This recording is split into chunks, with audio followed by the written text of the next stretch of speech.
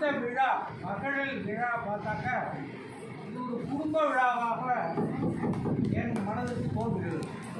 எல்லாம் வாழ்க்கையாகிட்டு சந்தோஷமாக இந்த மாதிரி ஒரு விழாவில் நாம் பங்கெடுத்துக்கிறதுல எனக்கு மிக்க மகிழ்ச்சி.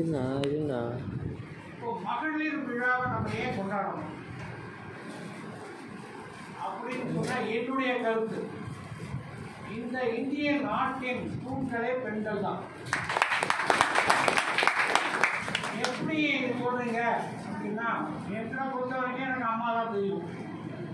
வீட்டில் ஏதாவது சாப்பாடு பண்ணாக்கா அம்மா தான், ஏதாவது தகவல் ஆட்சி அதை சரி பண்ணணும்னாலும் அம்மா தான், ஏதாவது கொஞ்சம் கன்செஷன் வேணும், கொஞ்சம் பணம் வேணும், இல்லை ஏதாவது ஒரு சினிமாவுக்கு போகணும், இல்லை அப்பாவுக்கு தெரியாமல் சில வேலையை செய்யணும் அப்படின்னா எல்லாம் அம்மா தான். ஏன் அவங்களால இதை முடிஞ்சது? எங்கள் அப்பாவுக்கு யார் மேலே போகணும்னாலும் எங்கள் அம்மாவை திட்டுவாங்க, அதே மாதிரி குழந்தைகள் மேலே போகணும்னாலும் எங்கள் அம்மாவுக்கு தான் காட்டுவாங்க. ஸோ அந்த ஒரு பெண் இவ்வளோ ஒரு பெரிய விஷயங்களை ஹேண்டில் பண்ணுறாங்க பாருங்க. அதுக்கு அப்பெல்லாம் வந்து பெரிய படிப்பு என்று சொல்ல முடியாது. இப்போ சொல்கிறாங்க பெண்களுக்கு கல்வி வந்துவிட்டது, பெண்கள் முன்னேற்றம் அடைந்து விட்டார்கள். அது ரொம்ப கூர்ந்து நோக்க வேண்டிய ஒரு பொசிஷன் அப்போ நம்ம இருக்கோம். இதெல்லாம் பெண் குழந்தைகள் இருக்கீங்க, பெண் குழந்தைகள் படிப்பு அறிவு மட்டும் கொடுத்துட்டா போதுமா என்கிற ஒரு கேள்வி எழுகிறது.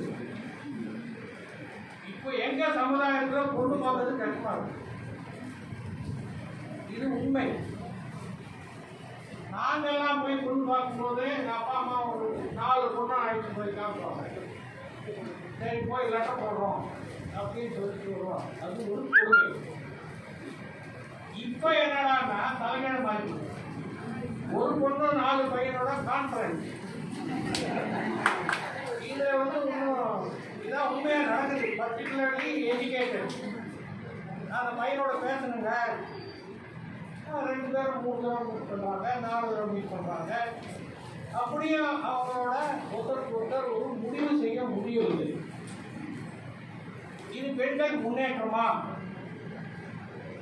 இது அவங்க மனசை பொறுத்து அவங்க அப்பா அம்மாவுக்கு தான் தெரியும்.